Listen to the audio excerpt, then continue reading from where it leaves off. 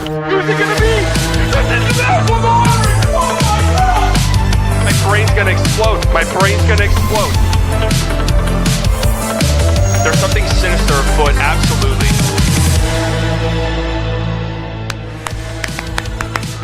Hello, everybody. Welcome to the Slightly Biased Show here at the Haymaker studio. I'm joined by the three-man weave in person, in the flesh. Nick Angstedt, Isaac Harris, Locked On Mavs, Slightly Biased Show. What more can you want, guys? New Year's Eve, Texas Tech plays tomorrow. Maybe to start on time. You guys rooting for Texas Tech tomorrow? Just for you. Thank you. I mean, I would hope so. What's the point of why would you root for Oregon? Big Nike guy. Yeah. They have a cool quarterback. That explains a lot. that explains why before the show he was like, I'm just not going to say my true feelings about the Luka trade on here because I'm just not ready yet. Whoa. Give Luka a couple more weeks of this play, and then I feel comfortable letting it rip. Also coming from the guy that said, why shouldn't you be fired? Oh, true. What's Nico doing these days? Who knows, man? Maybe he's in Eugene right now, getting ready for the. Say unemployed. Hold on. I don't know. Good question. Best fact checkers on. Is he watching? Good question. So we're here at the Slightly Biased Show, the Haymaker Studio, Haymaker Network. Link in the description. Subscribe there. Subscribe here. Like the stream. Everything that I just said, you need to do. Let me center myself. He's still unemployed? Girl dad. Unemployed, And Nico Harris. Unemployed is still there. Hey, there might be spots here at Haymaker Network. I'm not sure. Imagine. He wants to come on every 15 minutes. 15 minutes a week with Nico. That'd actually be a great show. The slightly traded show. Yeah. Honestly, we need to consider that. We need to see if maybe we can get Nico. Nico on here. 15 minutes a week. All right, so New Year's Eve 2026 is officially tomorrow. Do you guys know that? The 26th one? The 26th. Please keep going. 26th year of the 2000th millennium. What was the craziest thing you've done on New Year's Eve? Jesus Christ, dude. I don't think you guys understand who I used to be, so I'm not answering that I question. don't. That's why I'm here. That's why we're That's the only reason I'm here right now. Honestly, though, New Year's Eve, probably pretty tame. All things considered. All right. All things considered. I do remember not too long ago, well, a long time ago, downtown hotel in Dallas. Let's just say I was eating breakfast at 7 a.m. in the hotel. Wow, you got up early. I got up bright and early. Seems normal. Got up bright and early to enjoy some breakfast. Let's see. I saw on Twitter that tomorrow is the first time since 2020. It'll be the only time until 2035 that New Year's Day will be 1-1-1 on the when you write it down. What's the third one? So I decided it'd be interesting to go through the 2025 calendar year that was the Dallas Mavericks season. And we're going to run through it.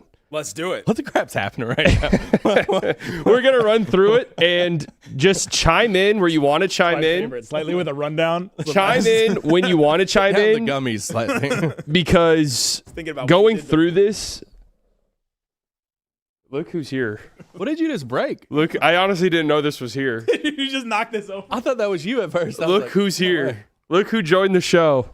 Should we just keep him? Unbelievable. Yeah, LeBron stands are furious. Yeah, right LeBron now. stands are just really mad. Sorry, LeBron Stan. Can I say something real quick about that? And This is your show. I'm ready to get going and just if I have to go on Instagram and see one more Luka, Austin Reeves, look how much they're our best Their friends best post. friend? Yeah. I'm gonna rip my hair out. I saw one today, Mm. and I was just like, feels like read the room a little bit.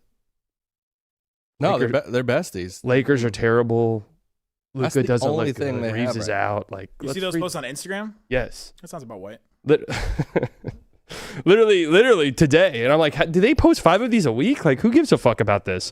All right, so let's get into it. DeAndre Ayton's playing good. Yeah, Ayton's been great, huh? 2 Dominating. rebounds last night. Dominating. They were talking about that on the broadcast. They were like, Ayton, no rebounds, but he does have 6 points. I was like, wow, that's great. That's a great trade-off. That's awesome. Stop me when you want to chime in about something. Oh, I can't believe how Can we talk about insane. your beanie? I'm going beanie. I got one in Europe whenever I was there because it was shockingly cold, and I'm just kind of rocking it. Europe I'm flex. for it. Yeah, Europe I flex. feel out of place, but I'm for it. I know. I've never worn a beanie really ever. I've But- never seen Nick in a beanie. We were talking. Nick said before the show that he didn't get the beanie beard memo. I did not. I got the. I want to see Nick with a beard. Can we get like 2 months of? Or a beanie. I'm down. Can Matt do it? And can we just put one in? Yeah, we'll put it in post. In post? Yeah. What would the Mavs have to do? We'll put it in. What would the Mavs have to do for you to say I won't shave my face for 2 months? What would the Mavs have to do? This is a Harrison Barnes throwback here. I was gonna say, are we doing a playoff beards? Playoff beards. It would take me till 2 years from now. I wonder if someone in the chat might remember, but I had a Cooper Flag. If Cooper Flag averages X stat line this year, and I forgot what it was, but I think he's averaging it. I would wear only a Cooper Flag jersey for the month of April. That would be the only thing I wore. No shirt underneath? Well, no, I mean, I could wear anything else I wanted, but a Cooper Flag jersey would have to be front and center. Jersey, no shirt underneath. Grown adult with nothing underneath the jersey. Wearing the jersey of an 18-year-old. That's a move. That's true. That's yeah, a move. that I try not to think about that aspect of it, honestly. The fact that he is 18 years old. Like, he couldn't be my son, I was about to say. I'm not going to give the chat any fuel for that fire. The ageism that goes on here. What's the limit of the jokes we can make on this? Literally say whatever you want. Really? Well, yeah, actually. Oh. Trump might be a fan of you wearing a jersey of an 18-year-old. So January, we just got pulled off the air. No, I'm just kidding. Yeah, okay, January. I was, actually, let me not say this out loud. Let me not say this out loud. You are allowed to say whatever you want. There was a topic I wanted to broach somewhat recently. We were like, it involved an owner. I should hold back on that. No, it was because you and I. It involved an owner. You put on our rundown. We're talking about world politics. Is what you put on our rundown, and the producer was like, "Maybe let's not do that." Oh yeah, yeah, that's true. That was a troll. Hot takes about You did. And Nick told me them off camera. I'm like, thank God we didn't air that for like you. Not really for me. Yeah. Oh, my takes. All right, here we go. January, Mavs 6-10. That's what they go in the month. Let's go. They enter February as the 9th seed. Wait, Luca's hurt. Luka is hurt. Right? Already out. He's out the entire month. Lee and I had the worst Christmas on Locked On Mavs ever. That was horribly depressing. Horribly I was depressing. in the building. It was very sad. That was really bad. I forgot about that. Terrible moment. Christmas Day. Fast forward, February 1st. Here we go. Wait, Just Lively kidding. fractured his foot in January. This happened in January? I'll only say this because this is what's sad about Derek Lively is the year is kind of bookended by Derek Lively big injuries. He fractures his foot and he's like out for the year in January, and then now we're at the end of this year and he's out for the year again. Well, wasn't the Lively thing? I thought I had that on here somewhere. Wasn't it really weird at first? The reporting, right, was that he had an ankle injury. Yeah. And it didn't come out until later. That was that in January that happened? We want to talk about. I just seen where he was rolled out for the rest of the year in January 26th. But then he came back. We want to do the medical stuff now. Oh my gosh, He played those last few games. Remember that? That was kind of bizarre. How? Yeah. Okay. When he came back. Who made the decision for him to come back? Oh yeah, we'll get to a lot of this shit. I actually do have training staff stuff on here. Let's go. So we will get to that in go. due time. Actually, how long have we been live? 10 minutes. This is going terribly because this is a long rundown. We got it. We got the first thing on the list. All right. Well, we're quickly into it. February 1st, Luka Doncic traded to Los Angeles Lakers. Do you guys remember this happened? I don't remember where I was. I don't remember what I was thinking. I don't remember. Now that you said it, I kind of remember it a little bit. Yeah, it's coming back a little bit. That's what I was hoping this timeline would do, just refresh people's memories on some stuff. Luka Doncic traded. Maxi Kleba traded. That one did hurt quite a bit. Markieff Morris traded for Anthony Davis, Max Christie, and a 2029 first-round pick. We still calling it the Christie trade, or are those jokes kind of done? They've kind of resurfaced. Well, he had a good game the other day. Yeah. I mean, when AD gets traded, it will be the Christie trade. That's true, yeah. Remember the Rondo trade ended up being the Dwight Powell trade. It still is. Yeah, so who knows? All these changes, and I still got my dog Dwight Powell. 2029 pick. 2029 pick isn't looking better. The Paul George trade turned into the Shade trade. I mean, I'm just saying, it's not impossible. It's not impossible. Do we have the my reaction to this? Oh, crap. We do. Yeah. Oh, my We got production gosh. value here. What a production right now. Mind you, this was at like 2 or 3 in the morning when this was going on. So at least it's like, cue my reaction. Yeah. I've had Matt slaving away for hours on end getting this ready. Well, we did. We played my reaction. Hang on, It was just I got it. me trying to decide if I still had a career in this business. Dude, Nick was, I feel like I was stalking Nick off a ledge that night. He was so depressed of like our career. our show. I just kept repeating, dude, our life just changed. Our entire Honestly, life just changed. bro, he said that did it so not? many times. Did it not? And I was just like, all right, well, we got to do a show. We got to talk about it. And like, Guy with wife and 2 kids over here with some perspective. Yeah. I thought, here it is. Told. There's something else that we're not being told. Because There was nothing else. It sounds like Look at your the hair. Mavericks I front just at the office shower, I think. decided they were making a win now trade Horrible. by trading Luka fucking Doncic. Just made the fucking finals. Yeah. Can you guys confirm to me in the chat the Mavs just made the finals? Can you They please did. confirm to me in the chat that the Mavs just made the How many finals? people were in here? So proud of Rob Chad. Pelinka I don't has know. kidnapped. He's Thousands, kidnapped probably. Nico Harrison. Can somebody call the police? They made a win now trade by trading away Luka Doncic. There's something more here. Defense There's wins something championships, more. baby. There's something sinister afoot. Absolutely. Nothing sinister afoot. Look at that. Honestly, that Stein great picture. I like that. Still fresh. that Stein tweet coming like after that was like Luka did not request a trade, because as soon as it happened, hard. like we were all in this phase of like, oh, Yeah. Shams got hacked, ha ha ha. And then once it was like setting in, I was like, oh crap, like Luka straight up had like a secret meeting with like him and his representation and Duffy and them, like they initiated this quick. Yeah. And then once that Stein tweet was like the second tidal wave of like, Yeah, that he one. didn't do this. That was crazy. And then that set off another one where I was like, well, he must have told them he wasn't going to sign an extension. Like there was this whole day long process where it was like, well, surely there's something We coming. went through the decision tree of like, all right, when a star gets traded, either this happens, and we went through the whole tree, and it was like none of those things. Actually, the GM just made an insane choice. And that's why the conspiratorial stuff became so popular. Was it's like there really wasn't a historical precedence for Literally anything to happen. 2 days ago, I'm coming home from the airport, and my Uber driver is like, "You watch the Mavs?" And I'm like, "Yeah, a little bit." He Uber goes, X. and he goes, that trade. Now the commissioner called that one in. He's like, Yep. I know it. He's like, the commissioner called it in, and I'm like, oh, you believe that conspiracy? He goes, that's not a conspiracy. He's like, that's for real. He just goes on this whole rant about how the NBA needed Luka, a star with the Lakers, and you know what? I don't. Leading vote getter, leading jersey sales, most viewed on social media. NBA's flexing the numbers right now. I know it's a little bit suspicious. Yeah. Did you see the Christmas Day ratings? They were really good. I know the NBA told us about Up like Stein was- 60%. Well, it wasn't because of Lakers. Let me tell you that, because most people tuned that out in about the That first game was 5 not minutes good. of the game because they saw where that was headed. So post Luka trade, we have the Cleveland presser. Okay, so I've got a rundown of all of the things that happened post Luka gosh. trade. All right, give it. February 2nd, that next morning, the most awkward and strange press conference of all time. Pre-game pressers, 10 in the morning. We've been to a bunch of them. These pre-game pressers, they're so basic, boring. Like usually, all the people that work on the broadcast or work for the opposing team's broadcast, and then they all come in and ask questions so that they can talk about stuff during the game. It's just so much basic stuff all the time.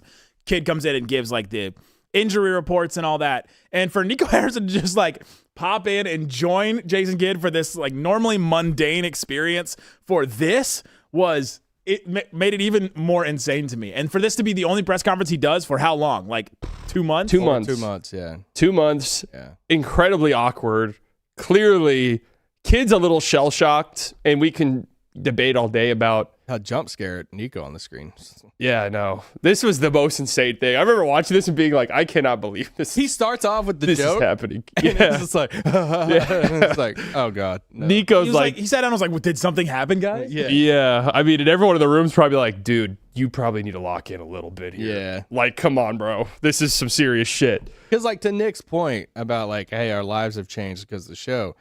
Everybody in there who covers the team, like it affects them too. Like, Yeah. Oh, yeah. I mean, way. views and ratings and all the stuff that Luka brings. So I would go out on a limb and say a lot of people in that room wasn't jumping for joy when that trade happened. I mean, we've talked to enough people who've worked Yeah. with the team in some capacity last Yeah. year who were like, it was a travesty, like what happened yes. afterwards. Yeah. Complete and total Say travesty. the least, yes. So this happens, the press conference. I would love to talk to Followell about that because he has this sort of monologue before the game where you can tell he's like, Crushed it. Right. Follow crushed it. Followell crushed it, but you can tell he's just, as a fan in that moment, like, I don't have words to make sense of what just happened. Do you remember how insane that Cavs game was? Yeah, they lost by 50 points.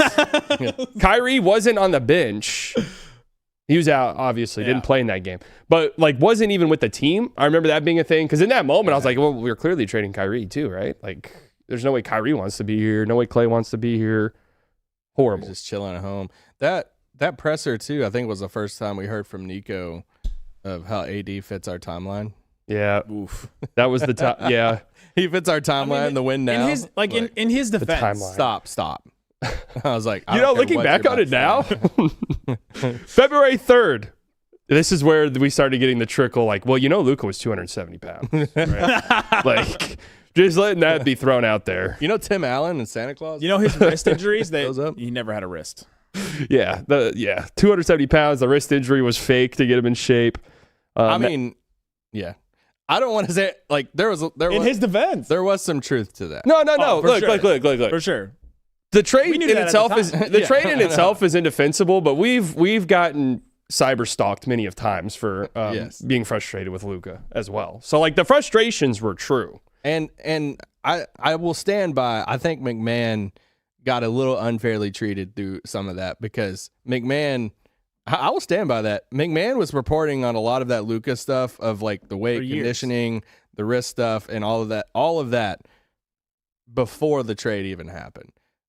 Were the Mavericks very openly, willingly to like go down those roads again and give more context and more information post trade? Yes, they were. Yeah.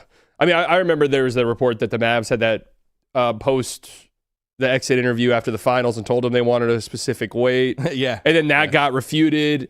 But everything that I heard was like that actually happened and he was not at the target weight. So like all of those reports, there were truth to, right? Well, and all the stuff after a trade happens, all the reporters and journalists, like the capital J ones, go through their whole list of all the notes and stuff that has ever been said. And they're like, all right, let's find any kind of negative thing to give us any kind of clue as to why this would have happened. And so all that stuff came out after the empty in the notebook. Yeah. Some stuff you hold on to. I mean, there was stuff that we even held on to, and we're not even like reporters of stuff about, desires of Luka's conditioning and stuff behind the scenes. And it's like, all right, well, wish I didn't hear that one. Yeah.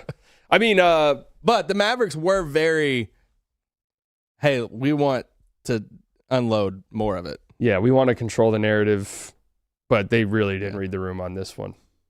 No. They did not read the room. And then, all the reports about him weighing 270 pounds. Just it was like, all right, dude, this isn't going to sway anyone. I tried to think of the one fan who was like, 270? I thought he was 265. Yeah, I get it. Yeah.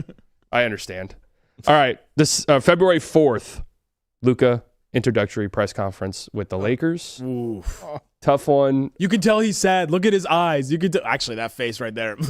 God, I can't stand Rob fucking Pelinka, man. Look, just at got him. off as like freaking Harley or something. This is like the ultimate flex of an outfit of like, I just screwed all of you guys. The roster that he has now, like, is a travesty. This is the worst GM in the sport. And I'm ready to claim that because this franchise just falls ass backwards in everything that they have, including LeBron who's just like, I want to go to LA, like whatever. AD was like, I want to play with LeBron. Yes. So then that happened. Right. And that's it. He's done nothing else besides mistake after mistake after mistake. And then, Nico Harrison just offered me the worst trade of all time. The league forces. Oh, wait, what? He looks so sad. This is so depressing. He really does. I know. This was kind of so weird and awkward. Can we also talk about, he looks like, I mean, he's a little.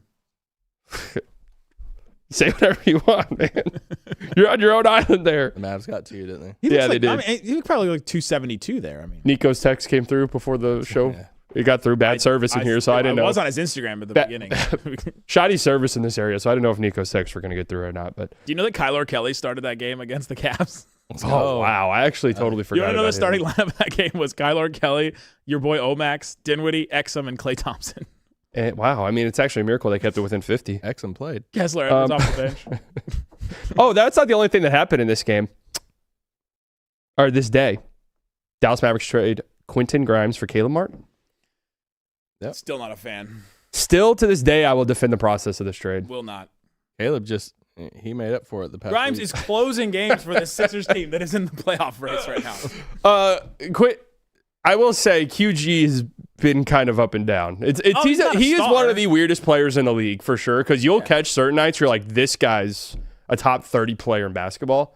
And then other games you're like, oh, Quentin Grimes played 27 minutes tonight. Yeah, I didn't even see him like, out there. Is he Randy Foye? But this trade, obviously in hindsight, and at the time, I'm like the only person who really is like, I kind of understand what they were doing because they didn't want to do the restricted free agency.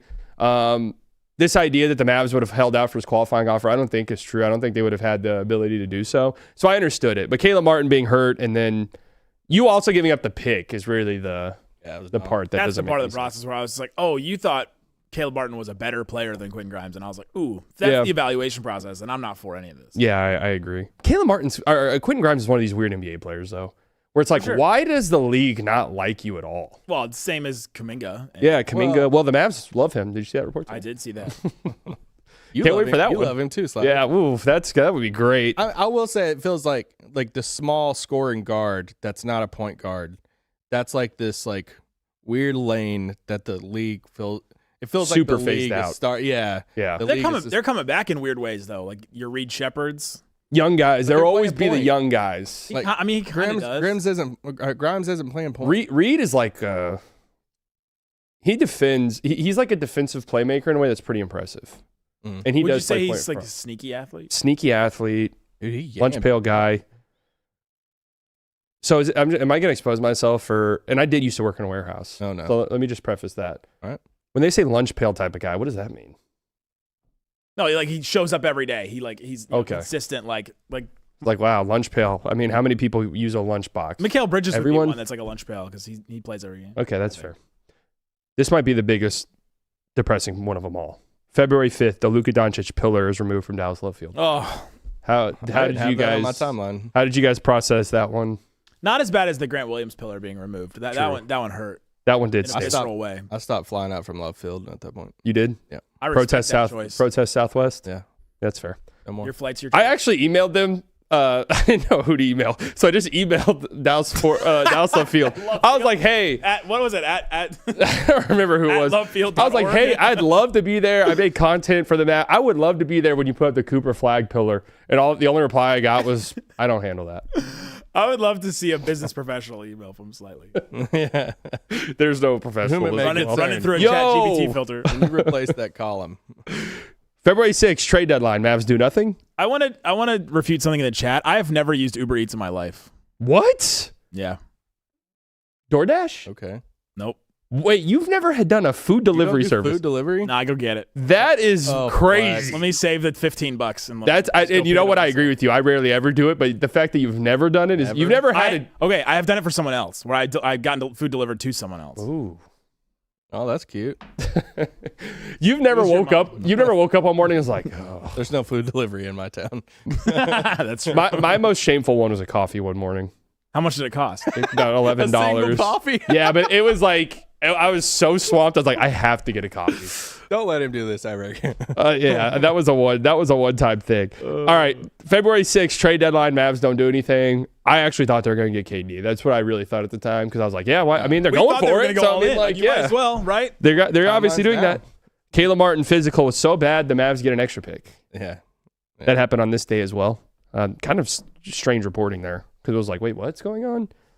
February 7th, AD Christie and Caleb Martin introductory press conference for the Mavericks. They have met Rich Paul. Tough. No Nico Harrison. Not surprised. Very strange and bizarre that the GM would not be at this. Weird as a that never happens. Like it's not a norm. Like that's very abnormal for the GM to not be sitting next to the three guys. But I totally got it in the moment. Oh yeah, One of the only times he showed awareness. Yeah, that's true. Yeah. Let me just not be here because I will be the story here. No one will ask any of these guys any questions at all because he hadn't done a press conference yet. Yeah, that's true. And I honestly don't remember a single thing from this press conference. Caleb Martin looks happy. I'm a sneaky hater of press conferences. I hate them. I think they're a waste of time. I don't like them. Also, Honestly, never like, been to one. I like pressers. I like pressers for the conversations before and after. That's the point of, and that's like half the point of going to those. You guys got to be careful with that. Games. You've seen those incidents where like a hot mic will be on, Oh yeah, and it's weirdly always was- Scotty Barnes. it was after the Moses Brown thing a few years ago that a group of us talked to Jason Kidd, and it was about the latest Fader book on Giannis and some of the stuff about him in that book, and it was such a weird off the record conversation, but that made going to the Moses Brown presser worth it. Nothing that Moses Brown introductory presser. it was Moses and a few other guys. Yeah. Jeez, we were deep in the trenches back then, huh? He was the guy. Say what you want about Nico, horrible trade, but we were getting much better players from him. Like that's just the that truth. was the other thing about this whole Luka trade is that we praised every one of Nico's moves for the most part until that one. I mean, we were having pressers for Moses Brown. I mean, that's unreal. February 8th. Here we go. This is the big one. The half, baby. This is big. This is AD's big in the history of the NBA, honestly. This day will actually probably be remembered for quite some time. Mavericks' first home game after the trade. Protest outside the arena. I think Isaac had a moment in this. I got some views. I got to show some love that day. Hey, Draymond knows who you are, so. Wait, I mean, no. Not for the protest comment. Draymond had words for me based off the Nico presser that we'll get to in a wait, while. what? Wait, when did this? Did you know all right, that? we'll get to this. We'll get there. Sorry, we'll get there. I went ahead. All right, so Mavericks fans protest outside the arena. The 3 quarters happened. Yeah, man. The best 3 quarters in the history of the franchise. There were a few people protesting. Yeah. A couple hundred. Oh, I can't remember your comments off the top of my head, but it was pretty funny. That's literally all he said. Was I know. a couple hundred. There was a couple hundred people on it. People were so on edge. They were This so is mad. what I was like telling you before shows. I was like, I don't want to even like talk about certain things because it's like everything will get misinterpreted. Everything will make people upset. Yeah, I got a few like watch your back leaving the arena. Jesus, DMs. crazy times. All right, guys. It was actually like a pretty impressive protest, though. I will say, I'll give people credit. Oh, we did the show yesterday where I was like, one of the things I learned from 2025 is that the fans' voice actually mattered. Oh yeah, for sure. They heard all this stuff. They saw it all. Their pockets felt it. I mean, there's. Oh well, so I many. think the prolonged and you know what, we'll get to that. We'll But get that to starts that it. Like if you think somebody at home sees a protest like this and like, oh my gosh, these people are really mad. You know what? Like, I don't like this. And then they hear all the stories about them kicking people out from signs and The coffin was all that kind of stuff. This coffin is the coffin is hilarious. Those guys were hysterically funny. And So many funny chants too being there. I F. love McMahon is still my favorite one. Fuck Tate McMahon. He's not fat. Bring him back. He's not the fat, Maxi bring him ones. back. The Maxi ones were the best. Bring back Maxi. I was Okay. like, all right. Can we just say this though? When Anthony Davis has that put back dunk, or he gets the offensive rebound, he goes up, tears the goal down. It felt like, and he's yelling at the crowd saying, "I'm here." I mean, that was pretty cool moment. Yeah. Okay. So I'll give my perspective. I went to the protest, but I didn't go into the game. So I went to the Hero right outside. Yeah. I will say the funny thing about the protest is everyone's like, "We're done with this team." It's like 5 minutes to tip off. All right, let's go inside. Half the guys. people went inside. I followed them in. I was like, yep, they're going in, they're going in, they're going in. We gotta get to our seats. But no, yeah, bye-bye. An AD jersey there, whatever. Get in there too. But in Hero, the energy was so funny because those were all the people who were like, I'm not going in the fucking game. Like, I'm gonna go Yeah, to the right, I'm beer. done. Then the game starts. AD hits a 3. Everyone's like, yeah. Then AD throws an alley-oop to Gafford. Everyone's like, all right. He blocks a shot. Everyone's like, well, and then that put back dunk. Everyone's like, yeah, oh my god, I didn't see the vision, and then he got hurt. Yeah, and then it was done. Oh, and also I wrote this down. PJ Washington also got hurt in this game. Yeah, he did. How Was that part of the vision too? how do you think Nico was feeling in that like second quarter? Oh, he was probably like, I'm gonna have a stat. Like I can do any NBA job I ever want. Was that like apex moment for him in his life? Probably. He's Never felt more gliding on air and clouds. he hung out with Kobe Bryant a lot. There's probably some, I think- there's probably I don't there's probably know, some dude. moments like when Kobe won a title. You know what? If I were Nico's PR guy, I would have said the draft lottery. You should have played into that more. You should have been like I said we had a vision and like kind of vaguely sort of hint at Lean into You would have This gone might- farther into the vision. Yeah, People yeah. are now that way- starting to see the like vision. I would have said that like, hey, The you fortune guys are favors the, starting you to would have see. doubled down on fortune favors the bold. I would have doubled into this might have been set up.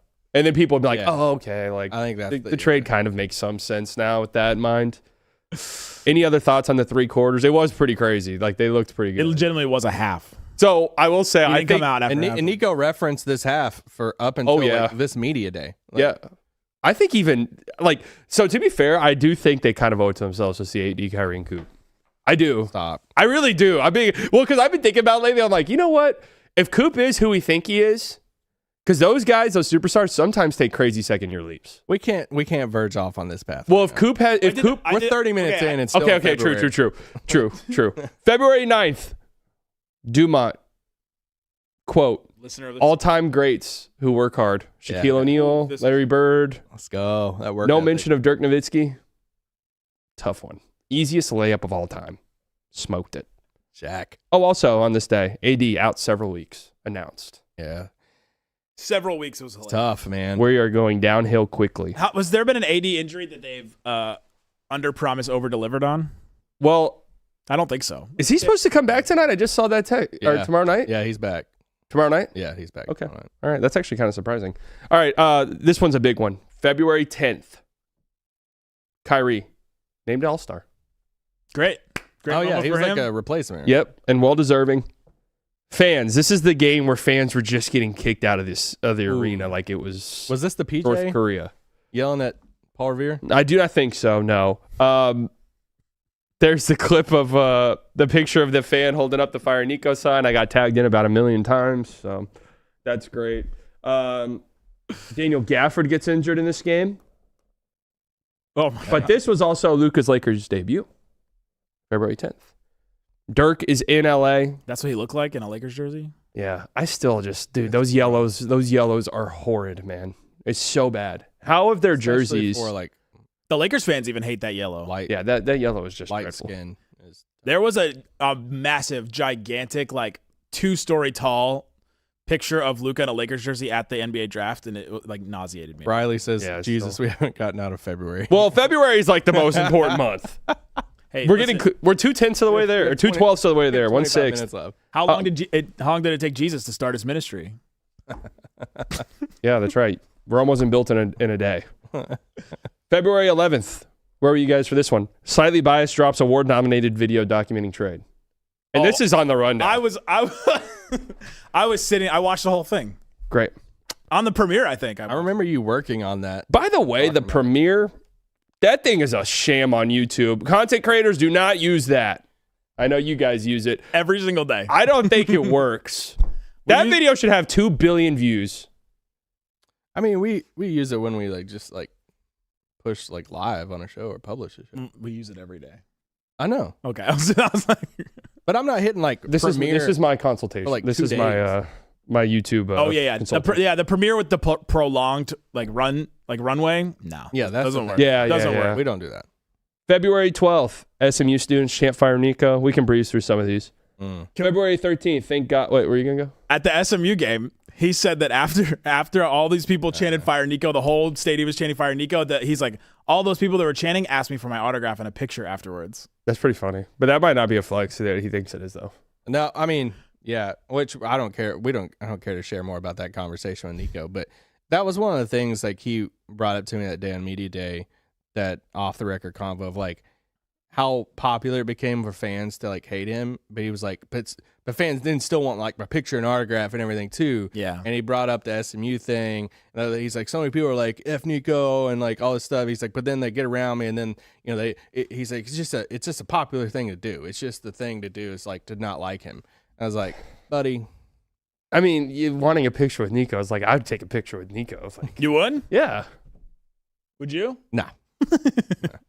But mine wouldn't be oh, love you, In the bro. chat, Mine would be I genuinely don't like it. I have to document that I was here with you. In the chat, just give me a ironic. yes, no. Would you want to take a picture with Nico if you saw him out in IRL? He didn't grasp that it was ironic that they were taking pictures with them. Right, Look yeah. who Yeah, I'm with. that's 100%. It was ironic. Yes, 100%.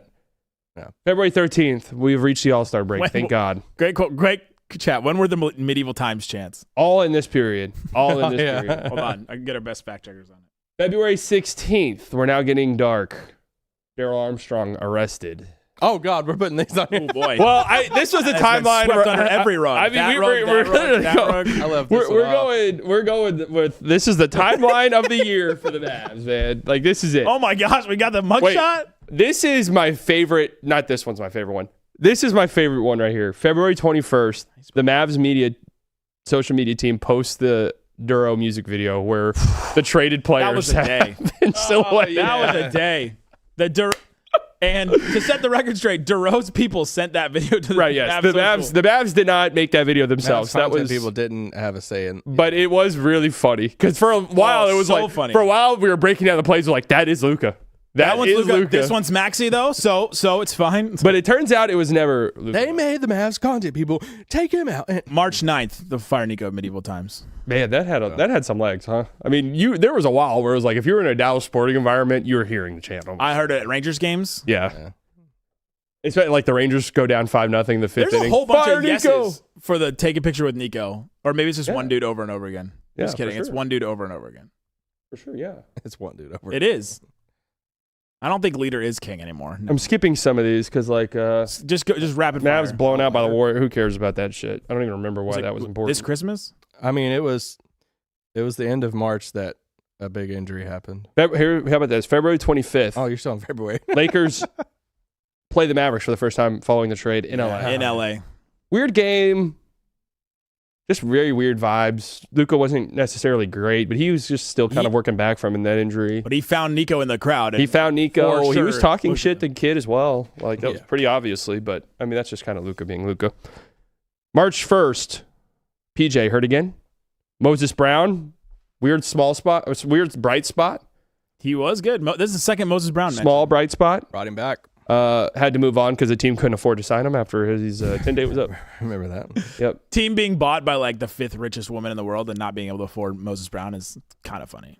On this day, Quentin Grimes drops 44 points for the Sixers. Oh yeah, remember that one? My nightmare. March 3rd, Jaden Hardy injured.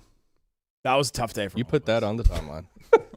Well, March 3rd, Jaden Hardy also got injured in the game where Kyrie Irving tears his ACL against the Sacramento Kings. Actually, one of the craziest parts about the Luka Lakers like Mavs first game there was the Nico and Rob talking before the game. Do you remember that? Oh yeah. Like pregame, you saw him on the court and you're like, ugh. Like, Read the room, just wanna man. Smack all of you. No, they're a tough one. Yeah. Genuinely, this is like, so the Luka trade was the most frustrating part of the season. This was like the most depressing part because Kyrie was having one of his best years of his career, really. It was probably going to make an All-NBA team, maybe. Yeah, it was the stretch of Kyrie tearing his ACL, AD was hurt, Lively's out for the year, and we haven't won the draft lottery yet. Yeah. And it was like, And Luka and the Lakers are going up. Like they were playing really well. Yes, that's true. That's a great point. It's hard to remember this before the draft lottery where it was like, the franchise will be bad for 20 years. Like there is this is where I started to put my resume out there on like Indeed. You're like, I wonder if I could still get into did? marketing. No. Like, It's like maybe I can shift to sales. Like, maybe Lockdown will let me do a different team. Maybe the Hornets will be less. Nick fires another host. Yeah, just to move, just to Just move to their take spot. that. we're canceling this show. Like, listen, Koo, I'm gonna be the Pistons guy now. Locked on USC. We got that. It's Not anymore. somebody else Out has on that. Not anymore. How about this injury? Any more with things on the Kyrie injury? I mean, that was truthfully Just depressing. heartbreaking. Yeah, it was. I mean, that was like, I was almost Oh, in that- tears when he was at the free throw. That line. may be that's probably the lowest moment for Nico because he's like, oh, this is done. Yeah, that's true. That's a great Because point. there were still, if you remember, there were still people, I mean, us, we were holding out hope of like, AD's gonna come back, Kyrie's gonna be true. like, Kyrie's still playing at this super high level. Let's see what happens in the playoffs type of thing. And once that happened, you're like, well, this sucks. Yeah, All of it. horrible. March 7th, Omax injures wrist, out for season. Not only that, that's the last we would ever see Omax. There's one chat that says Nico's not even a player. LOL, taking pictures with him. Lest we forget the decorated collegiate career of Nico Harrison. That's true. Also, GM, I'd take pictures with GM. Montana State. I mean, that's a powerhouse. If Daryl Morey. typically it's not good. I feel like it's almost one of those things where it's not good to be a widely known GM. Like if everybody knows your name beyond, Everybody knows Sam Presti. It's think one of so? the extremes. It's if you're do you like, think casual fans really know Sam Presti? Like could point him out in a lineup? And it's been talked about a lot. I mean, True. no, You But think yeah, Daryl it's Morey being known as a good thing? Owner and GM, it's way easier to be well known if you're bad. Yeah. Right? Like Or James very- Dolan, Magic Johnson when he was like, Phil Presti, Jackson when he was. It's like, Rob Lowe, Yeah, Rob Lowe. Morey. I can't wait for that movie. Like Rob Lowe as Pelinka. Who's gonna play Luca? I've seen the James Corden ones, but he's just too old. Come on. All right, keep going. He's just too old at this point. It's gonna have to be a young guy. Chalamet. Yeah, there you go, Timmy. This is Chalamet. Timmy, can you put on 130 pounds? Like, what else happened? Let's see. Omax out for the year, March 13th. All right, so we're getting a little. We can't skip past that. Omax out for the year. I mean, that was my lowest. That was the last we saw of Omax in a Mavs jersey. This is hilarious. My hand just like tough moment. Tough. How about this? March 13th, I added this in here. Cooper Flagg hurts his ankle in the ACC tournament and gets wheeled to the locker room. Little did we know this was going to be a big deal for us. Well, I put this on the timeline because I made a video for this timeline, and I did have a funny tweet that I quote tweeted this and said, well, perfect fit for the Mavs. That's great. And little did I know, I willed that into the universe. Nostra slightly. March 14th, I'm just putting this one out here. Mavs get blown out by the Rockets, but they dressed 9 players, and I believe they only had 8 actually available. So this is where the game they ended up with 7 because I think so. Caleb Martin get hurt during that game. Yeah, like, oh my gosh, they have 7 active players. And one of the guys, I can't remember who, but one of the guys who was active, probably Exum if I had to guess. No, I think Exum was the one who got hurt in that game. Probably. Yeah, that's evergreen statement right there. But I think this is when we really started to get to could the Mavs actually forfeit a game? Yeah. This is when this was There at were real its talks. peak. I remember our post games. We were like, is that on the table now? How about this? This is actually maybe the first fun one of this whole experiment so far. March 27th, Josh Giddey hits a half-court 3 to beat the Lakers at the buzzer. That was a fun one. Well, this ended up being...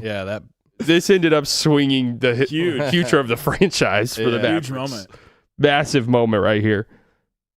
April 2nd, AD gets hit in the eye with an elbow from Gafford. Friendly fire, too. Finishes the game, hits a game winner against the Hawks. Now he's sponsored by Oakley for his. Now he's sponsored by Oakley.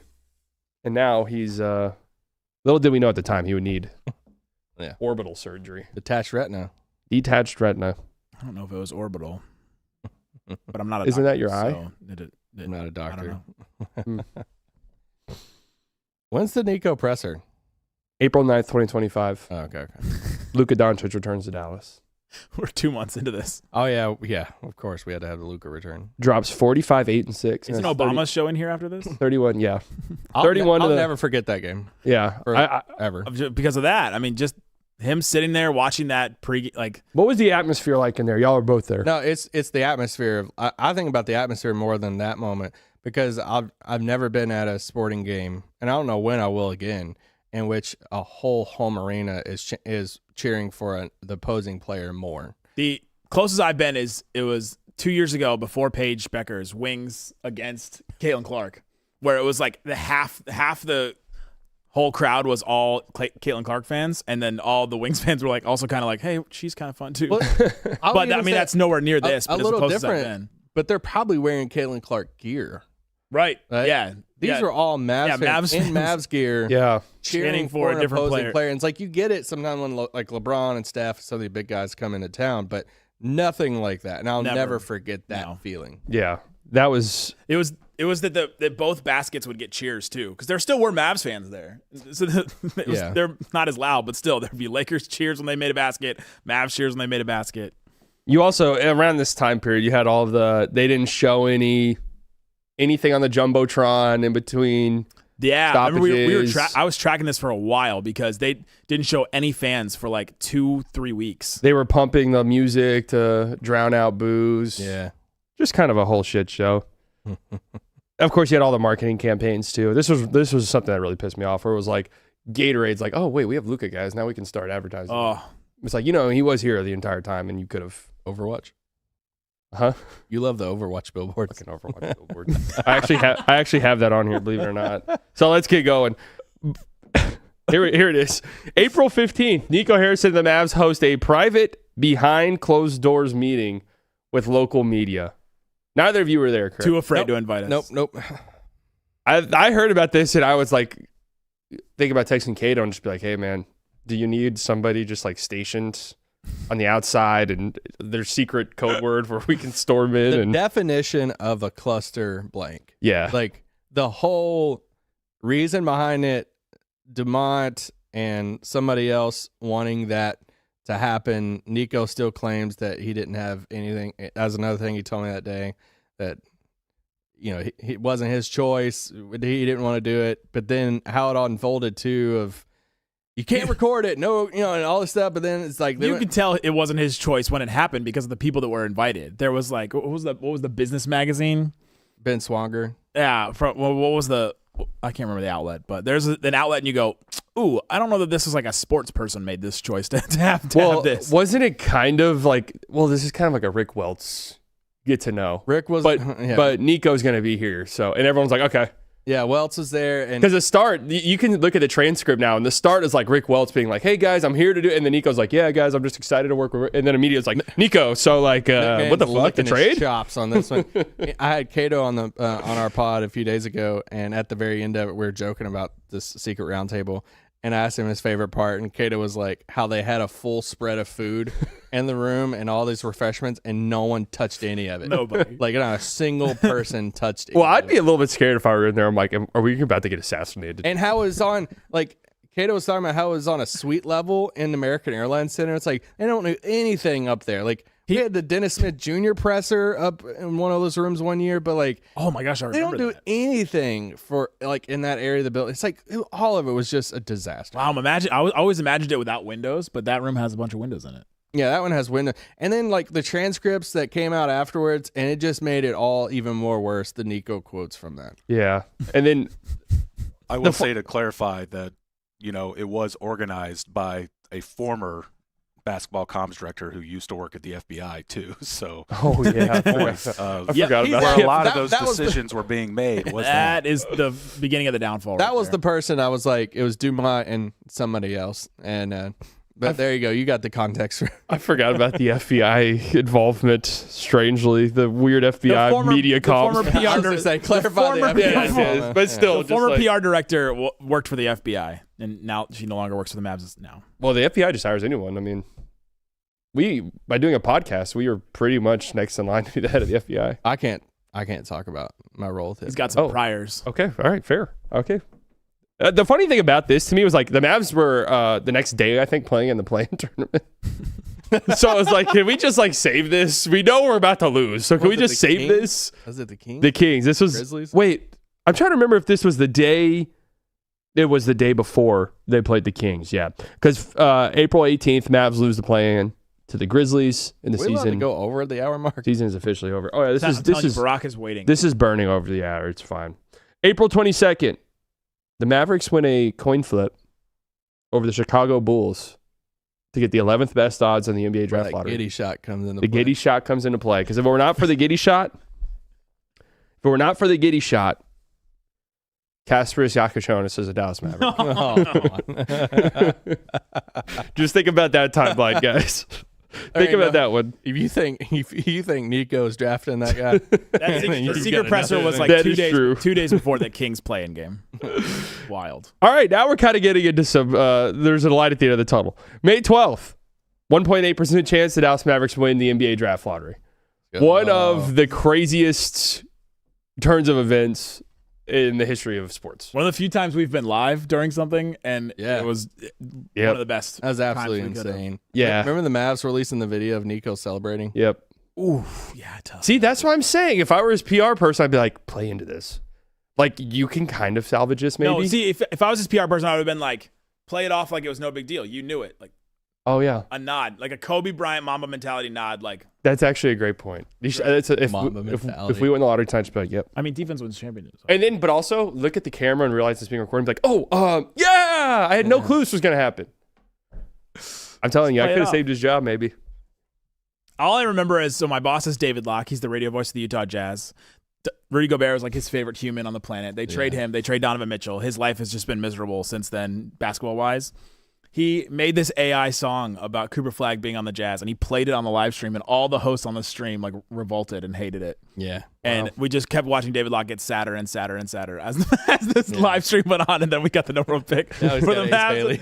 We were like, we got Ace Bailey. We were like, oh. The top 4 picks in this draft look awesome, which Ace would probably be good too. I was going to say, not to completely derail stuff, I watched that Jazz game last night. At some point, they got to have someone who plays defense. Yeah. The Jazz? In that rebuild, right? Like, just can't play defense. Nobody on their team can. They picked Taylor Hendricks. He was supposed to. True. Remember when he snapped his leg in Dallas? Yes. Ooh, I was like the Rick 40 Welts. feet from that. The Rick Welts interview was a moment after they won the lottery. If you remember that a few weeks later, you might have this on. I don't think I do. When Rick Welch did the interview of like talking, kind of like bragging on how many people were coming back now. Oh yeah. After they won the lottery and how back Oh yeah. fans are, and I was like, All the people that canceled are re-upping again. awareness, and once again, awareness. Like awareness, but was he wrong though?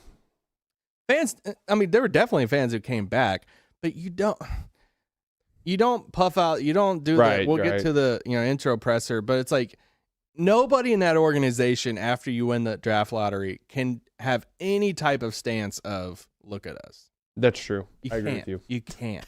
I agree with you 100%. I mean, it's really hard to overstate how much this saved this franchise. Like, I really have no clue where they would be if this did not happen. We would be watching draft tape. May 19th, Casey Smith named trainer of the year. What'd you say? Casey Smith named trainer of the year on May 19th. I felt like this was relevant to put in here, considering the.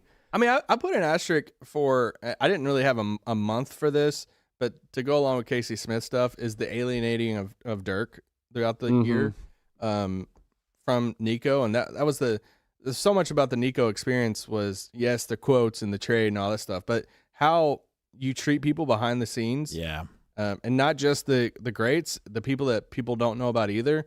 It comes back to bite you, and that was another part of the Nico experience. It just wasn't a good experience. But with Dirk in general, the franchise legend, when Dirk is going to Lakers games, and interviewing Luka in the Lakers locker room, and just.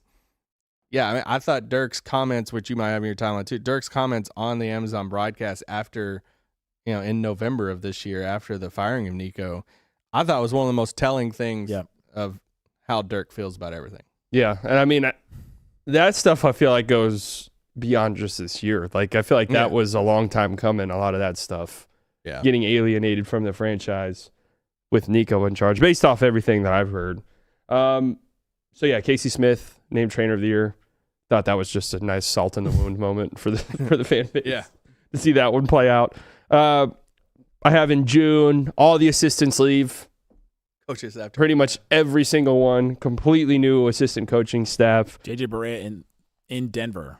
To actually like parlay that with the weird kid rumors that were just like which kid rumors are not weird. Yeah, I know, but this was just like lingering for so long. And it was like, can somebody just come out and say whether or not this guy's going to be the coach of this team still? And then they made us feel crazy for talking about it because they were like, oh, see, this is why kid was never going to leave. And you're like, I remember, Nico does that. I forgot one of those dumb pressers. I guess it was the presser that he finally talked to the media and he wasn't a coward and actually talked. And I think it was Cato who was like, hey, is Jason Kidd going to be the coach of this team? And he like chuckled. He's like, yeah, Jason Kidd will be. It was like, it's like what Nick's saying. It's like, we're the dumb ones for asking. It's like, bro, we're not. Like, dude, every morning there's the Knicks really want him. Yeah. It's like, are they going to get him? Like, I'm confused what's happening here. Where's the slightly biased ankle break in all this? So June 4th, we've already passed it. June 4th, as if where we're at the timeline right now, my ankle is broken. He pointed at it like it was on there. Yeah, let's see. June 4th, right here. Broke my ankle. June 24th, one day before the draft, Kyrie Irving, 3-year, $120 million deal. Daniel Gafford, 3-year, $60 million. Any thoughts on these extensions now? I thought they were solid. Yeah, I thought they're fine. I mean, it was clearly strategic with the Gafford one, but Kyrie's was a re-signing, right? Gafford's was an extension. Yeah. Or did Kyrie opt into his player deal and then are we in year 1 of 3 or is next year 1 of 3? Quite literally doesn't matter. Well, no, it kind of does, actually. Not right now. June 25th. We're in year 1 of 3 right now. June 25th, Cooper Flagg drafted. Because of the timeline. 101. Was this also when there was a press conference or was that days later? Did they do the press conference? Wait, what did you just say? Sorry. June 25th, draft day. Cooper Flagg drafted. Let's go. 101. There were many press conferences. I followed Cooper Flagg around for like... Oh. Wait, were you there? Mm-hmm. I'm just now remembering the first question he gets in the back was that one like weird right-wing dude who worked for some stupid-ass magazine who was like, so, Do you think this was orchestrated by the NBA? What That's do you like think literally about one of the the first question was, what do you think about the questions. conspiracies around? And he's like, the dude, draft what? and all that? Like, I He's don't. I haven't heard anything. He played it off well. This is my dream. It was funny to watch him go from like station to station to station and just get interviewed all the time. Like, and people ask him the same questions over and over again. My favorite thing I've learned about Cooper Flagg is I think never once cared about the NBA, really. I think he seems very like AAU TikTok pilled. No, there's all those stories about him watching all the Larry Bird footage Right. all the time. There's always those Watching stories. the 80s Celtics and He didn't know who Big Z was. he He didn't play against Larry Bird, so he says he doesn't do music either, and I like that. He's just a robot. he loves golf. Really? Yeah, I always get worried about that with the backs. loves golf. Always get worried about that with the back stuff. Just throwing that out there. I didn't have anything written down about any of these press conferences because at this point the damage has been done. Was there The anything? Cooper intro one. Yeah, I mean, that's the Vision one. that was the vision. that's the Vision one. That's also where The vision wasn't said before that. no, No, Oh, that was the Vision one. I think That's the vision Fortune one. favors the bold was before that one. That was the right. and it was the at post lottery one, and then the press conference. This was also where Patrick Dumont came up to me and said that he listens to the show, and then all the commenters said, "Hey, you're teaching Patrick Dumont basketball." After that, and that has stuck with me I was until kinda literally bummed. today's episode. I That's was still like, so funny. Dang, if he thinks that Shaq had a good work ethic and he listens to our show, we're not really doing our job. Yeah. I felt like I had failed the. Well, I know. Nick is a Lakers fan, so That's true. he has defended Shaq on many occasions. Maybe he approved the On the trade show. because he liked Subliminally. Nick so much and he wanted the Lakers to have. He heard all of our 10 Big misread, Patrick Dumont. Big misread on that one. He heard all of our 10-second clips of us just asking Luka to play better defense and was like, yeah, stamp it and send He's it in. gonna see it. Then. I actually am slow hoops fan. Summer of Clay. Summer of Clay. Yeah, I didn't have that one written down. That's a good one. Had a lot of Clay content over the summer and Meg the Stallion and Good for him, man. everything. Good for him. On the record, Megan the Stallion. Good for Clay, bad for Clay, neutral for Clay. If he's happy, then it's good for him. I could care less. Career low 3-point percentage, free throw percentage. He's like 36. Career low. Maybe he's completely washed and it should be way worse. And it's actually better Ooh. because of Hey, me. you know what? he's That's the way to raising look that. at it. For Yeah. sure. There you go.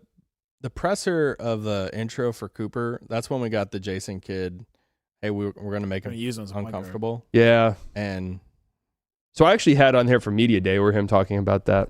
it's like, yes, that's always encouraging to hear. Well, actually, we were kind of like gassing that up a little bit at first, to be fair. Yeah, I didn't think he was going to do it. In June, only. we were I didn't- like, I didn't yeah, think he was the- going to only do that. In June, we were like, yeah, we love that. And then closer to the season, it's like, we're not actually doing that, are we? Not from the jump. Yeah, that was the thing. There's one thing to be cute about it in Summer League going against Bronny in a first game in Vegas or something. And then there's another thing to start the season with it. And it's like, all right, that was cute in Summer League. Yeah. Not cute now. With Anthony Davis, with all the pressure, with all the angst from the team, from the fans, like it was a choice. June 30th, D'Angelo Russell signs 2-year, $13 million deal. That two shot of us makes it look like we're on Maury. Like with Any thoughts of Rick in that? the background. What, D'Lo? Yeah. You are not the father. Are we excited about that one? Yeah, I love D'Lo. Any hindsight on that? We loved it at the time, I've or at been least in- I did. I think it was a fine choice. What's the opposite? Like we do Bobby's thing and get Westbrook, and My voice has been in multiple D'Lo podcasts. we were in the last one. Yeah. We were in the last one too. Really? Yes, Yeah. we've been in almost all of them. They keep on pulling us. I'm Okay. fine with it. Interesting. That's kind of interesting. He does a lot of it's hard for me to talk bad about D'Lo because back home, Louisville area, he does a lot of like really cool things, and I get it. We can separate basketball from off the court stuff, but No, I thought this signing made a lot of sense at the time. I was an advocate for it, yeah, but it hasn't worked. it just I hasn't mean, he was worked. Nico's guy. Jason Kidd, not a fan, obviously, so he'll be gone. Very obviously. Should we dive into those conspiracies?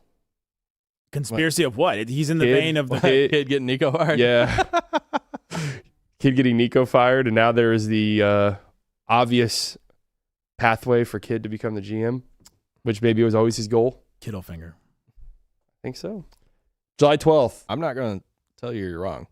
I know. That's my theory. I've said it a million times. I think that's what's going to happen. July 12th, What year?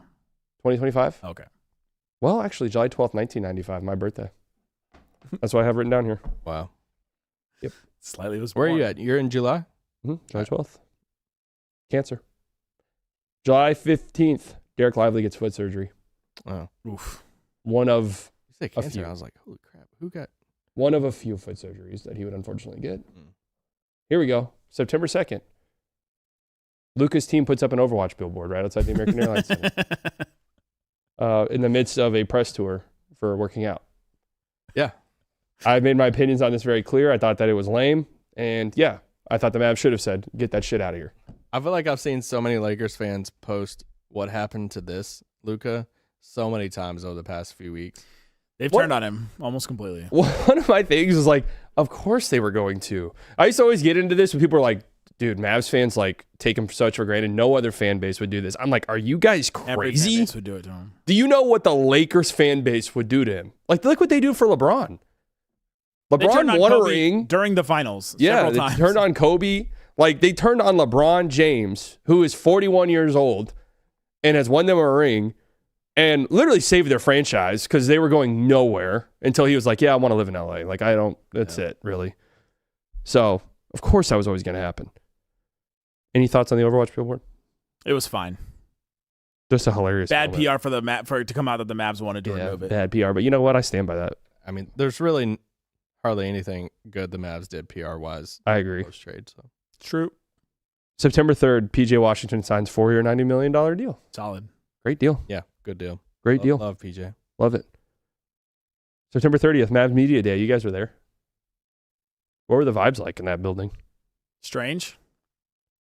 Yeah, it's strange. I'm trying Did to think Nico what- talk? No. Well, Is that normal? not on the record. The PR director yeah. was already fired. That was strange. FFBI director gone? Gone. They back in the FBI maybe? No clue. Hmm. No clue. I have it written down here. A kid says he wants to make Cooper Flag uncomfortable. That's his goal. He said it again. He kept saying it, and he was right. And yeah, he did it. He definitely made him feel uncomfortable. Yeah, mission accomplished there. But, you know, we do have the thing now where it's like, well, did it work? I did that show like 2 weeks ago.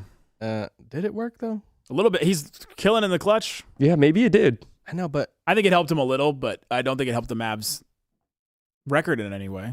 it became. It just. I feel like it's also a litmus test for people who actually like watch the Mavs too, because it was NBA TV the other day. Isaiah Thomas, which his NBA takes are insane, like old Isaiah The Thomas, little one or the littler one? the Hall of Fame one. When they asked him about Cooper, and he was like, "Yeah, I mean, kid's doing what he did with Giannis with Yeah. Cooper." And it's like, dude, you don't have no clue. He's not doing that. Giannis Like, was in yeah. year 2. Yeah. and it's like he stopped putting him at point guard like a long time ago now. It's like he's not doing like he did the Giannis thing for a long time, and it was like, yeah. Anyway, And we rarely even see Coop without a guard anymore. I know. Yeah, I feel like recently we've started to see a little bit more of those lineups Well, they've been hurt. creep through. Yeah, but that might just be because of Beal injuries. was missing some games. so you missed a very important signing, Dante Exum? Dennis Smith Jr. Oh, I thought about putting that on here, and then I just went, you know, All these changes. That still got my dog Dwight Powell. that's That an actually came. iconic That was one. actually the most consequential thing that came from Media Day. Yeah, that's true. That quote.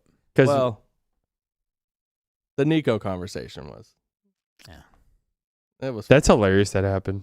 Yeah. Do you mind sharing? Some people might not know what you're talking about. Do you mind sharing it or not? No, well, I mean, I shared a little bit about it earlier. I mean, Nico. That's just. We're interviewing Najee Marshall. The question that Nico the what Nico said was disrespectful. No, yeah. We were interviewing Najee Marshall, and Nico wasn't doing any media stuff on Media Day, and we hadn't even seen him that day, No. and he just rolls up into our room and was like, Standing in the doorway. it's literally just us talking to Najee with Najee's like Handler for PR that day. handler that takes him to each station, and Nico is just like standing there. It's like, all right, make the joke after. So we end the interview. I thought he was going to talk to Najee. I thought he came to each room and was like stopping by each player. And so I was waiting for him to just like talk to Najee and leave. And I was like, oh, that's the way it's going to work. And then Najee left and he stayed. Yeah. And I was like, what's happening? So then I just started talking to him for a second, and then I make the joke of like, "Hey, you want to come on the pod?" And Didn't say no. he just like laughed and stuff, and then we just started talking about the question because back at that presser earlier in the year was when I asked that question of why shouldn't you be fired. Nico was just like, I could tell when I was talking about the question, and then when he starts on his like little monologue back to me with, That was the most disrespectful question I've ever been asked in my career. It's true. And you summed up my career into one decision, and just because I didn't like the trade, and I was like, and I'm like, no, it's not about me not liking the trade. I was like, and I told him, I was like, I do disagree with the trade. I think it was the wrong move. But I'm asking from the fans' point of view of like, you had 20,000 people chanting for you to be fired. Yeah. I wanted to like, tell me why those 20,000 people are wrong. And you were like, I was giving you a chance to like defend yourself. Yeah, I was in a giving way. you a chance to tell me. He did tell not us. see it that way. But he did not see it that way. And we just went back and forth on random things, and then he talked about his like how it became popular to hate him and all the stuff. And he called me a kid at one point. Didn't like that. I was like, he asked me how old I was, and I was like, hey, I'm not a kid. Don't call me kid. I don't. Yeah. It's just, but I don't care. I don't. Yeah. So tone deaf, huh? Yeah, and then it ends with him kind of walking away, and we're like kind of like laughing about it. And he's like, "Hey, time will tell." Yeah, that's right. He was like, "We'll right. see. We'll see who's right." And then he's fired a month or two later. Jeez, man. There's just no universe where he's right in terms of the return on the trade.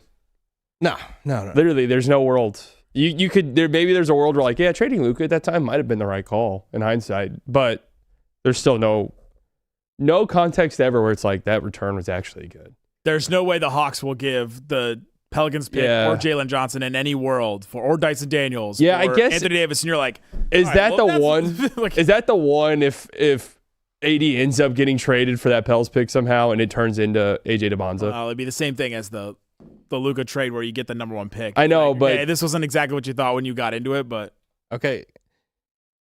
Does it play into Dumont's decision making at all over the next coming weeks for the people who are like, hey, I want us to go for it, and I want to see Kyrie and AD and stuff together? Is there a world in which, hey, they keep it together, they don't do the trades, and then like they go on a big run? Is it playing in the back of Dumont's mind a little bit of like, if we did do really good this year, everyone would be praising Nico and be like, and that's a small part of why they just like get rid of AD in the next couple of weeks, because like because they don't want to see the vision. That's a great point. That I hadn't thought about that. Maybe because I don't know Dumont well enough to be like that seems like something he would do. I mean, I think AD still gets traded, and I think it's for all the obvious AD reasons. stuff is so bizarre. I don't know, because like on one end of the spectrum, I'm like, I think they don't have a GM. Yeah. He might be coaching the They team. do. He's coaching the team. Right, but like they don't actually have one named. Mm-hmm. So to me, that's like why that big of a move feels like it wouldn't happen. Because who's doing the presser? Who's like putting? It's a Finley Riccardi, like both of them together, and it'd be weird. I love Riccardi. Yeah, but I mean, we'll see. Plano guy. We'll find out here in the coming weeks. Like we're not far away from that. Do you know Riccardi went to Plano? I did, yeah. Pretty cool. Does it, if they make even bigger moves like AD and another trade, or like 3 trades, does that give you more ammo to Jason Kidd's for sure the GM? Because they don't make these trades without. So I already think he's a GM because the reporting of like Shams just saying, yeah, and in the summer the Mavs will revisit these GM conversation. I'm like, why wouldn't they be doing that before the trade deadline unless they already know who it is in house? And if it was Finley or Riccardi, why wouldn't they just name them right now? Yeah, my only thing, I'm with you. Like we've kind of been on the whole like kid thing too, and my only thing about it is I have heard a few people being like, DeMont is valuing some like heavy experience, which I would prefer. Yeah. I'm not advocating for Kidd being the GM, and that's my only thing of like, he doesn't have the experience. So, or do they view you've coached in the league for a decade? Patrick, I basically ran the Bucks. I basically ran the Nets. That's what I'm saying. What does he mean by experience? I've basically done this job before. I've been in the NBA. I know all these guys. Played in the NBA for 20 years. Where were we at? Yeah, sorry. October 2nd, Gafford, ankle injury that is still just lingering, probably. He looked pretty good the other night. He did. That was his best game. He might be on his way by up. far. Show the Pacers that. The what? Show the Pacers that. That's true. Send that tape to them. October 23rd, opening night, Mavs get blown out. That was the first moment. Immediately, they get destroyed by the Spurs. Maybe we didn't fully understand the Spurs. The Spurs are We didn't realize the Spurs were kind of a machine. We thought they'd be pretty matchup good. Nightmare. They're just one of those teams that's just a matchup nightmare if they're all healthy. Yeah. Didn't really, because Castro had a great game in that one. I was thinking back on it, like, didn't realize he was taking that step. That was one to easily brush off, though. You're like, Wemby broke them. Yeah, Wemby was just like, oh my God, is this the best player of all time? Like, is this what we're seeing this year? Just thought that was a fun little, like, uh-oh moment. The Wizards one was worse. The Wizards one was worse. That was what, a few nights later? That was the next game. Next game. Lose to the Wizards. That was when we were like, oh God, this team's going to be terrible. Huh? This team's going to be horrible. Coop really hadn't played well yet. Well, he's we were playing like, point. oh. So. Yeah, playing point guard. We're like, this is a disaster, fiasco, all of it. October 29th, AD leaves the Pacers game with a calf injury. He will miss the next 14 games. Did you remember that he missed that long? Yeah, he did. Yeah, because month. they said it was going to be a couple weeks, and then it ended up being a month. They go 3-11 over that stretch. Tough. He's a good basketball player. Was that before the kid extension announced? Kid extension, I thought I had that on here for some reason. Kid extension was before the season started, right? Like right before it. Oh, I had it announced in October. But... Yeah, like I think it was October. Oh, right before. Yeah, right before opening night, I think. Kid extension announced. Yeah, October 14th. Still really think he's going to be the GM. I really do. Maybe that's part of the extension. Maybe. November 7th. Here we go. Mavs get blown out by the Grizzlies. Nick is out of town, I believe. It was gone. Yep. I leave for one day. You leave for one day. Me and Isaac go on and say it's time to fire Nico Harrison. We say on the pod, we say, hey, by 2 Fridays from now, in 2 weeks, he will not be the GM. Yeah. And I remember one of us said, I want to say next Friday, but it feels like it could be too early. Yeah. And then he was gone on Tuesday. It wasn't like, oh, he's done such a bad job, he's too far. Now it was more like the vibes are so bad, you have to salvage it. Yeah. And the easiest way to salvage it is to just fire Nico and rip that Band-Aid off. Yeah. That could at least calm down some of this horrible, like lingering rain cloud. The effort, it was just too much. It was. And that wasn't even a home game, I don't think, was it? No, it was in Memphis. Yeah. Right. Because November 11th, the loudest fire Nico chants yet. I forgot who they were playing. But this was the game where the Luka kid sitting courtside with the Luka jersey on. Yeah. And that moment right there, I was like, oh, he's getting fired in the coming days. Like that photo op, which is 1,000,000% what it was, does not happen unless they have already kind of internally decided. Yeah, Nico's getting fired. Every reporter was like making their way over there. I'm sitting in my normal section. I can see, I have a clear view of this. And it was funny to watch, like, one reporter go talk to the kid, another reporter talk to the kid, another reporter. He's like, the whole game, he's sitting down with somebody recording him, interviewing him the whole rest of the game. You guys think this was a photo op? Yes. I mean, yeah, from Dumont's perspective. That kid, though, in that Lakers jersey, he's not a plant. He was wearing that Lakers jersey every game that I'd seen him leading up to that. But I'm thinking somebody on Dumont's team was like, 100%. They're like, let's get this kid. And it is true that he was flicking off the camera because who sent it to me? Somebody sent me. It's on the broadcast. You could see this kid flicking off Patrick Dumont. So I don't think it's a setup in the sense like Slightly so proud. Yeah, that's hilarious. I don't think that guy might be a subscriber. It's possible. Very, very clearly. I don't think it's a setup in the sense that they planted this kid. I think it's more they could have done this in a tunnel. They could have done this in a anywhere. It's like very visible. I mean, right, like I'll go up to my suite at halftime or whatever. But this was come sit courtside in that jersey. They had to get security clearance for him to sit next to Dumont. When this happened, in the moment, when this was on Twitter during the game, I was like, oh, Nico's getting fired. And also Dumont. Maybe tonight. He's not normally there. Yeah, true. Hardly ever courtside, right? If he is there.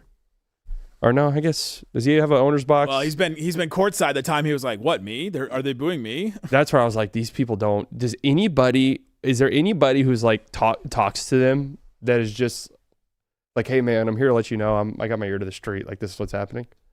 How do these people, I always wonder this. It's us. Do these it's our show. These uber rich and powerful people, how do they obviously have a bunch of yes men, right? Like that's their whole thing. But it's like, would it not be beneficial to have like one person in your crew that's like, hey, I'm just letting you know, man. I don't agree with them, but they hate your fucking. But then guts, man. They hate you out there. That guy gets removed from every entourage though, right? Yeah, I guess. I was gonna say, if you're in the entourage, then you're inside the bubble. Yeah, You gotta have a consultant. not on your payroll. I've advertised myself to be a consultant for any of Yeah, these like people. a slightly. That is somebody you could call up and be like, hey, I just need some perspective. Yeah. He If would- they do, he would they read hate your name guts. and be like, oh, he's slightly biased. So True. Well, I don't know if I believe him. He would or take not. it literal. Then you say, do you hate my guts? And I'd be like, well, it's a different conversation for another day. He comes in to fire Nico, basically. Yeah. The decision to fire Nico, to my knowledge, was before that game even happened. For sure. you know, Right. he Which can- is what I'm saying. I don't think they do that photo shoot unless it's like we're firing him tonight or what ended up being tomorrow. Well, November 12th, Nico Harrison fired early in the morning. Baller. Yep. Man. Finally. I really didn't think there was a world he'd get fired midseason. Because that doesn't happen to a GM. Doesn't happen to a GM, or especially that early. There was so much smoke around it. Once the AD injury happens, they're digging the hole. The chants in the arena was still there. Once, Not only there, but like some of the loudest. oh yeah, once the smoke started starting to trickle out, I was like, oh holy crap! Like this might happen like mid-season. Yeah. Because I feel like all of us were like, hey, if this season they don't go like a good playoff run or something, he's gonna get fired next summer. Right. Yeah, that was probably obvious. kid too, and like just uphold everything. But We don't know how much runway Dumont was going to give him. then this started happening, and then the smoke was all there, and then it reached a point to where, the week before this game, like the smoke was so strong, it was like, all right, this feels inevitable at that point. That's why I felt comfortable. That Grizzlies game, and be like, it's time. Like you got to fire him now. It's gonna happen in the next 2 weeks. Yeah, I mean that was really, it was more of a Band-Aid solution where it's just like the fans have completely turned on us. And that's really what happened. Like if the fans didn't do all the chanting and stuff, I really don't think it happens. I think they ride out the season maybe. I agree. Yeah. And everyone kind of knows the direction we're going towards, but we at least play the season out. But I guess it gets to that point where it's like, I always wonder this. If you know you're going to fire a GM, why would you let them have a trade deadline? Yeah. Mm. It's a good point. You know, why would I let you have a trade deadline to further destroy our franchise? Which then brings back the question, why have a trade deadline with these co-interim GMs? Unless you know who's going to be there. And the thing about the Nico thing too, getting fired, a big smoke thing coming out of it was AD coming back from that calf injury. Nico wants him to play. Yeah, AD's that's camp, true. And pushing for it. everybody's like, "We're ready. Want to come back to play." And then Dumont comes in from the top rope and is like, "Hold." That was the first real sign. That was No. that was the first real sign of a couple things. One, Nico's probably on his way out, but also two, somebody might have gotten through to Dumont a little bit. I'm just like, dude, this is bad. Like, You can't let AD come back. Like the fact that the stuff you hear about and how bad Nico wanted AD to come back, like, yeah, I mean, he it could he be knew. just as bad as like, some of the lively medical stuff. Yeah. about it. I mean, he knew, especially in today's NBA with the calf stuff. Yeah. I mean, that's just like guys are missing 4 weeks set in stone if a calf thing pops up. So, I mean, crazy sequence. I do wonder if, because some people still think it could be Dennis Lindsey. I really don't think it's going to be Dennis Lindsey. Well, that's the only name that's been brought up. Right. You know. Can you hire him mid-season? Is that like a thing that can't happen? I think the Pistons would have to just allow it, but So I do wonder if it's like, hey, we're going to hire you in the offseason. I'm texting you. Who do you want to trade for? Do you text him without looking? Yeah. Who are you? Cuban's guy. I mean, Cato was saying on our pod a few days ago about how Dumont's been talking to Bob Myers and That's true. They did talk. getting his advice and stuff. So it could be more like a. Doesn't he have a crazy cushy Yeah, no, job, but though? he said no immediately, so that name was taken off. But the advice though, getting advice from Bob, Could be could you see something where he's like texting Bob and being like, "Hey, is this deal like legit?" Bob's like, "You don't want Kuminga." Yeah, true. Please ask Bob. Please ask him about Jonathan Kuminga. I can't believe I read that today. I was like, no fucking. He's like, I still believe in him. Ugh. November 20th, Exum season-ending injury. Let's go. Yeah. Never se- played. Never. good never season. suited up for training camp. Never like Good year from Dante. insane one. Got the check. He did. Is he even like still around the team, or is they just like? I haven't seen. No, it. he's still around the team. No, well, he had the surgery in London, So did Lively. so I don't know. Great city, my favorite city on the planet. November 10th, and then now we're getting into more recent times. Or December 10th, Lively out for the season. Ugh. Played 7 games total. Tough. Hopefully, this is more of a precautionary thing, but Somewhere through there, we got Worried. Dirk's words on Amazon. Earlier in the year, It's that's big. something to say. Dirk got the Amazon job. Dirk Amazon. Yeah. Dirk here at Haymaker. He sat in that chair. That's right. Dirk's comments about Nico on air was Huge. just huge. Scathing. Just That was some of the that was like the most scorched earth I could ever see Dirk going. that's the definition of scorched earth for Dirk. Yeah, that is. Yeah. That'd be like us going on the podcast and just just letting it rip. At some point, I mean, I know we haven't mentioned Cuban at all, but Cuban being like alienated at the beginning of the year and now he's like back in the fold is like another layer of all. According of to this, too. Cuban. No, he's back in the fold some. Dumont is getting some. Which is, suggestions from- honest to God, is probably a good thing.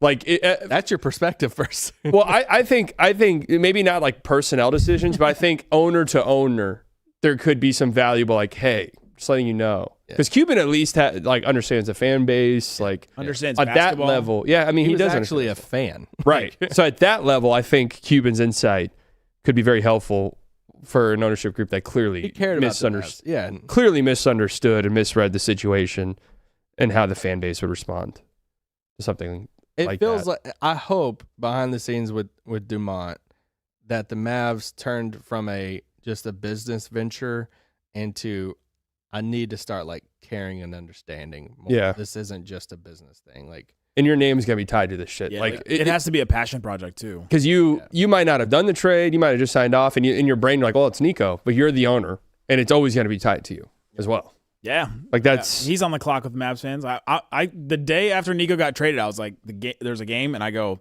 let's see how long it takes for the sell the team chance to start. oh yeah, They haven't happened yet, but he's in a really interesting position because I don't think there's much. I think my advice to him, again, I'm giving this game for free, and I should be charging for it. You need to be in the shadows. You're not going to win over really anybody with your family ties. Like that's just the truth. Like people aren't going to flock to you like they did to Cuban. no. Because people did flock to Cuban. It's just like this outward facing. Like, I'm just a fan of the team, and you know we get pissed off at him from time to time. But still, like I think every Mavs fan has love in their heart for Cuban, even though like they'd get pissed off at him from time to time, right? I do. Yeah, like of course. How can you not? Like he saved basketball in this city. Yeah. Like it was a horrible place before he got here. Dumont, people aren't gonna like you, man. Like I'm I'm starting negative already. like you started negative, but just your familial ties. Like people are not going to like you, and that's just the reality. And then you Lurk in the Some shadows. people will. and then you approve Some the people, Luka I trade. guess. Yeah, so you're up against it. December 16th, Cooper Flag, 42 points versus the Utah Jazz. Oh, Great game. Great for game. him. Great game. And then Christmas Day, AD exits the game with a groin injury. But he's back tomorrow, so really not that bad, I guess. Not bad yet. Can we have next Christmas just be just a fun one? Yeah, let's actually not play on Christmas. Like, I'm cool with that. I'm all right with Can we that. just acknowledge though that the hype around Cooper got them that Christmas Day game? I don't think it was AD. I think it's you had Cooper Flag. You sure it wasn't Clay versus Steph? I agree. It was probably Coop. And everyone says, well, that'll be the last Mavs Christmas Day game for 7 years. I'm like, Why? yeah, Cooper You have Flag's going to be one of the faces of the league pretty quickly. Next year should be at home. Yeah, let's do it. Let's do It's on every other year at this point. let's do Spurs Mavs at home. Christmas Day next year. Now, Dylan probably need Harper, Spurs Thunder. Coop. That's true. Spurs Spurs Thunder is a great one. What's the next one then for the Mavs? Who's like the next logical? Oh, Rockets is fun. Or maybe whoever gets the number one pick this year. Yeah, Maybe Hornets start with Con. Hornets. Yeah, Hornets Good on luck. Christmas Day. Hornets never gotten a Christmas Day game. They're one of two They love franchises, them I believe. Also, I can't believe this. I heard this yesterday. I was like, the Hornets have never won a playoff series in No. the franchise's Even with history. LJ and I don't know if they've ever had a first team All NBA player. I think Alonzo might have done it. Yeah, Morning probably was. Morning, LJ. He might not have though, because that was a stacked center era. He's playing with Shaq. Yeah. I was gonna say one more thing. Oh yeah, because that kind of we're thinking Ding. that kind of sparked something in me because I was thinking, I was like, man, I need to take for granted, or I need to stop taking for granted playoff appearances for my favorite teams and just like really enjoy them, because it was 11 years in between the Mavs winning the finals and winning another playoff series. Yeah. Like that could easily happen again. Yeah. You know, Yeah. that could very easily happen again. Kings are like, yeah. Yeah, that's hilarious. Hornets, really? How long 11 years would be an honor. How long have we existed? You think about those franchises like Hornets, you think about the Kings, and the Kings are holding on to Kings fans to probably holding on to like, oh man, remember that Mike Bibby, Bobby Jackson, Chris Webber, Vlade, like remember that team? It's like they didn't win a title, but like that's their like all-time team. Conference finals. Yeah. And the Hornets those days, and so Well, we ran a little bit over, but I knew this was going to be a little bit of a longer one. But we did get through everything. We did a year in 90 minutes. Any closing thoughts? That sucked. from us. I mean, I think it's an exciting time. You have Cooper. It's like yes, it sucks to look back at all these times of, man, wow, I can't believe this happened and that happened and this was said. And I mean, it was just a disaster. Like, Mavs made the worst decision in sports history, probably, trade wise. And then the follow up of it was that PR masterclass will be just studied for, there's probably teams that will reference that for years to come about what not to do when you make an unpopular decision. Mm-hmm. And, you end the year of looking at Cooper Flag, and they got some big decisions coming up with, AD and everything, but now's your time to kind of recalibrate everything around Cooper Flag. And that's the saving hope out of this whole year of walking through the valley is, all right, that was a low moment. Now we can start climbing back up slowly. Is this the craziest calendar year ever for a sports team? Probably. I'm thinking in terms of the roller coaster aspect of it, where it's like in February, you would never have thought we'd be in a similar, like, honestly, there is kind of a pretty bright future. Miraculously. Oh, I mean, they got bailed out. Huge. I know. That's why I'm saying the Absolutely. craziness of it. Like down the ups, downs of all of it. I don't know that any team has matched that. If you just were to do like the calendar year from June 2024 through June 2025, insane. Yeah, from the final, Easily the craziest. Finals, trade, draft lottery. I mean, we could have a 12 months too, depending on what January looks like trades wise. You could have from February 1st to February 1st, 12 months. Yeah. And the main piece you got back from a Luka trade is now traded. It doesn't even last a full 12 months. And Anthony Davis, but I hope he gets traded. And I know haven't said that, but I hope he gets traded for him personally. For AD. For AD. I hope he gets traded. For his own well-being. For him, yeah. Start over. Yep. Start over. Go to a franchise. It's like, oh, cool, we got AD. Atlanta's a cool city. Yeah, Atlanta's great. They'd love you. You'd easily be.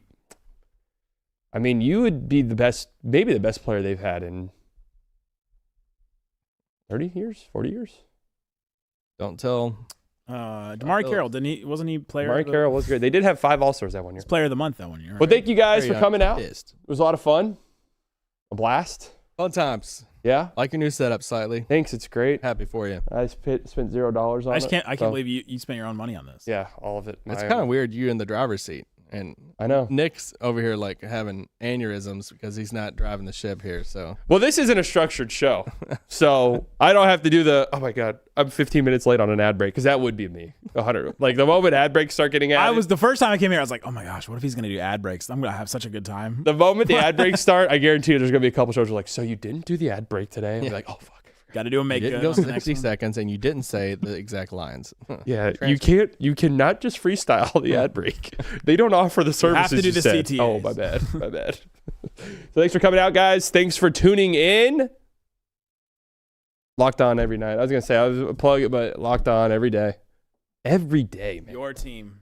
Insane. I don't think you guys understand some of the group text stuff in like August, where it's like, well. What are we going to talk about? What are we going to talk about? Just go to us and say, have you guys done this? Like, you want to power rank City Edition jerseys now? Or yeah, can we get 30 minutes on Dennis Smith Jr.? Can we squeeze out 30? There's new barbecue in AAC now. We could talk about that. It's like, well, I went back and watched Dennis Smith Jr. Barcelona tape. Like, yeah, maybe. It's possible. Thank you guys for tuning in. Subscribe to Slightly Biased. Subscribe to Locked On. Subscribe. I am wearing Skims. Subscribe to Haymaker. He's wearing Skims. I'm not. I do have Skims at home. They are great, but I'm not wearing them today. Marvelous. I'm just going commando with it. So anyways, hey. So anyways, we're also on audio platforms, so I always forget to say that. Spotify and iTunes, Slightly Biased Show. Thank you all for tuning in. Love you all. We'll be back next week. Have a happy New Year's, a safe New Year's. That goes for everybody. Yeah, go Oregon. Get that Uber, guys. Please, God, get that Uber. No, don't go Oregon. Wreck them, baby. Wreck them. Who's it gonna be? This is Lamar! Oh my God! My brain's gonna explode. My brain's gonna explode. There's something sinister afoot, absolutely.